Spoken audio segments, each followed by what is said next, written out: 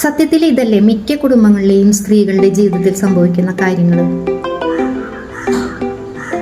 Hello അമ്മേ, ഞാൻ പോയില്ല ടൂറിന്.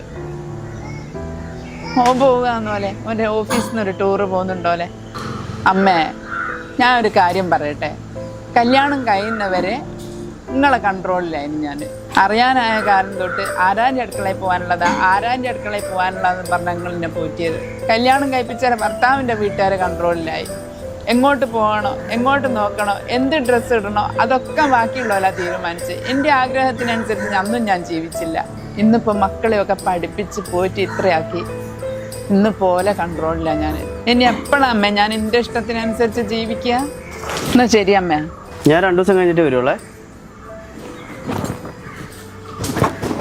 മോനെ അടക്കെ.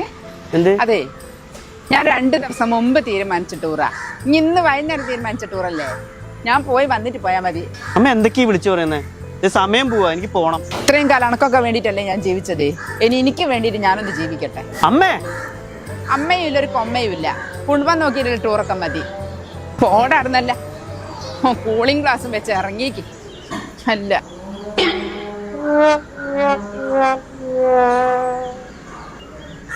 അല്ല പിന്നെ